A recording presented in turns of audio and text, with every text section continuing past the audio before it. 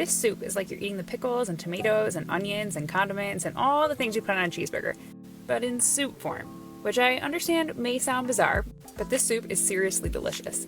I forget how flavorful it is until I make it again, and I'm reminded why I should put it in my rotation more often. And when you're looking forward to the leftovers, that's when you know it's a winner. And I have most definitely been savoring the leftovers. It's thick and creamy with some tanginess, and it's got a lot of textural variety, which is a fun little feature. To make it, you're going to start by putting a pot over medium-high heat on the stove. Once that's hot, you're going to add a splash of oil and get that nice and warmed up, and then you'll add 1 diced onion along with a diced sweet bell pepper. And now you'll saute this for 7 to 10 minutes, stirring ever so often to prevent burning. A bit of sticking is okay, you can scrape those bits up as you stir or add a tiny splash of water if you see it's burning or getting too stuck on. While those are sauteing, I like to make the cream base for the soup. You can also do this before you start anything, but I like to use the cooking time of the onions and peppers to save a bit of time. As with most of the creamy bases for my soups, you'll blend the vegetable broth. You'll need 4 cups total for this recipe, along with a 14.5 ounce can of drained and rinsed white beans, and a half cup of cashews or sunflower seeds. This can be blended until it's completely smooth, and then set it aside for later.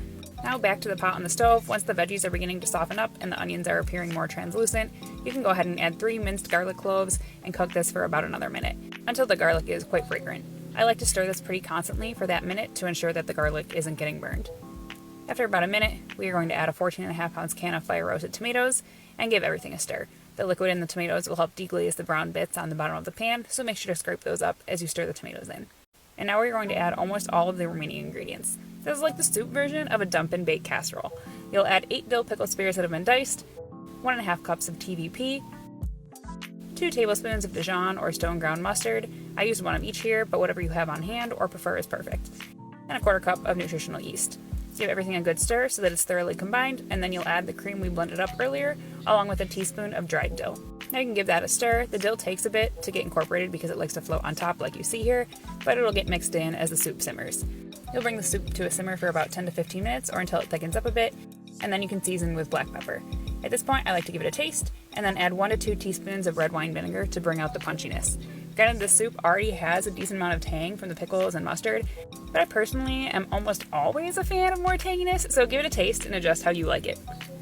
Now you can ladle into bowls and serve it up with a side of crusty bread. If you're really leaning into the deconstructed cheeseburger theme, maybe you even want to top it with croutons or frizzled onions. I had these crunchy lentils on hand, but any of these things would be nice additions. And if you're interested in more vegan soup recipes, check out this recipe here for a cream of broccoli soup.